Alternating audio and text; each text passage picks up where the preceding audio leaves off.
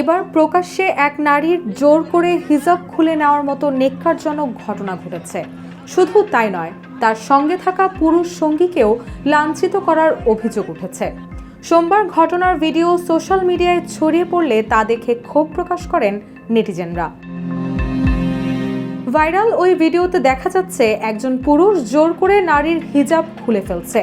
অন্যরা তাকে এবং তার সঙ্গে থাকা পুরুষকে গালিগালাজ, হয়রানি এবং শারীরিকভাবে লাঞ্ছিত করেছে। পুরো ঘটনাটি একজন পথচারী মোবাইল ফোনে রেকর্ড করেন এবং পরে বিভিন্ন সোশ্যাল মিডিয়া প্ল্যাটফর্মে ব্যাপকভাবে ছড়িয়ে দেয়, যা তাৎক্ষণিকভাবে আমজনতার দৃষ্টি আকর্ষণ করে।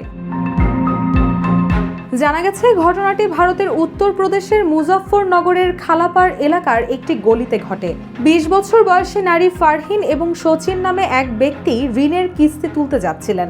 খালাপাড়ের বাসিন্দা এবং উৎকর্ষ স্মল ফাইন্যান্স লিমিটেডের কর্মচারী ফারহিন তার মায়ের নির্দেশে সচিনের সঙ্গে মোটরসাইকেলে যাচ্ছিলেন। পরে রাস্তায় হঠাৎ ৮ থেকে ১০ জন পুরুষের একটি দল তাদের ঘিরে ধরে। এরপরই ফারহিন ও সচিনকে লাঞ্ছিত এবং শারীরিকভাবে নির্যাতন করে বলে অভিযোগ ওঠে।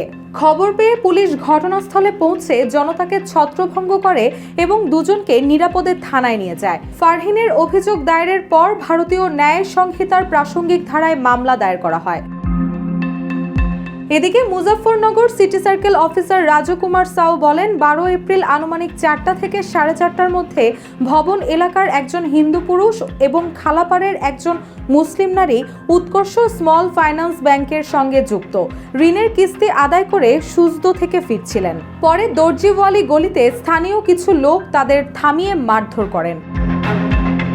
সিও রাজকুমার সাউ আরও বলেন, ভিডিও দেখে অপরাধীদের শনাক্ত করার চেষ্টা চলছে, তারপরেই গ্রেপ্তার করা হবে, কাউকে ছাড় দেওয়া হবে না। ইতিমধ্যে এই ঘটনায় ৬ জনকে গ্রেপ্তার করেছে পুলিশ।